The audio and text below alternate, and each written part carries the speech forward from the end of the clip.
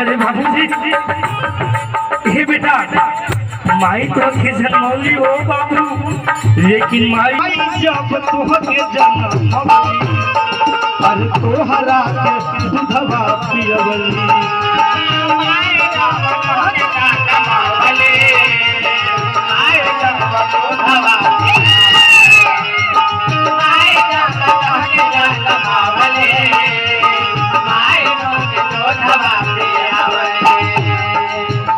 माई के दूधवा में अमृत के धार बा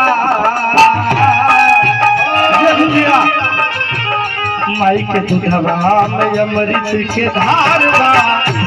अरे माई बिना केहू ना तोहर बा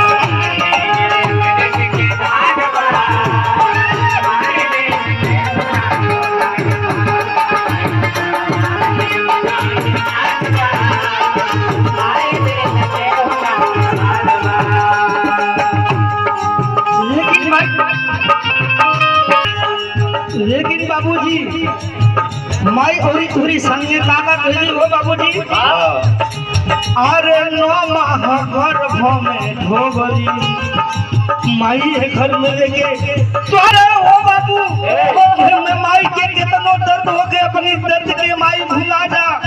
लेकिन है उधर में तो के लेके 9 महीना माई ढोलस अरे 9 माह गर्भ में ढोली अरे तोहरा के पोछली अपगली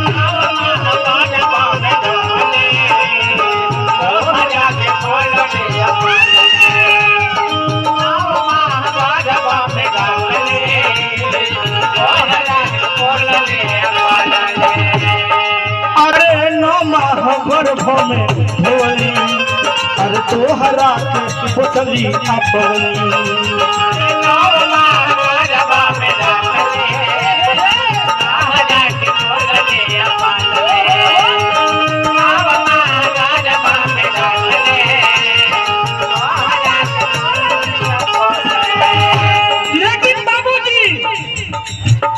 माई के करनी के जानत जहान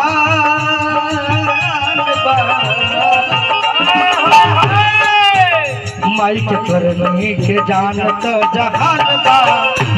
अरे माई बिना केहू ना तोहर बा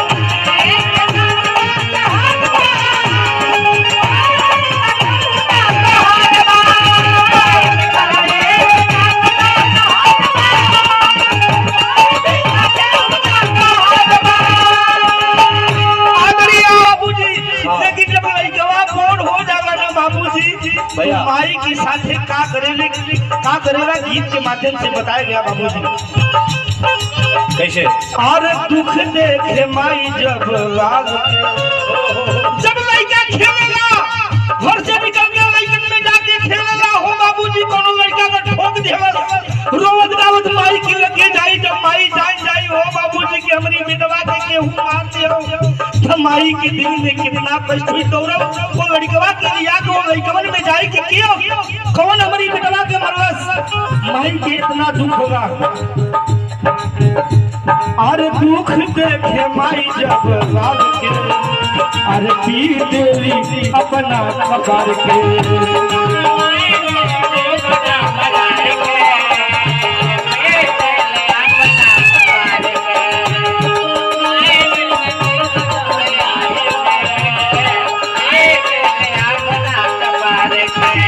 माई के ममता के जानत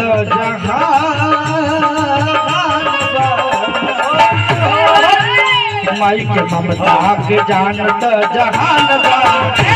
अरे माई बिना केहू ना तोहार बा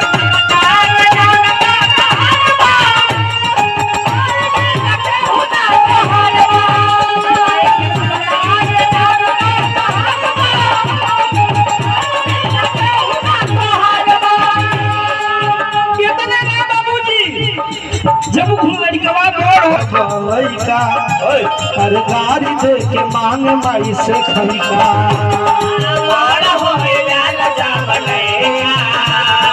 गाड़ी दे के माई रोज खाएगा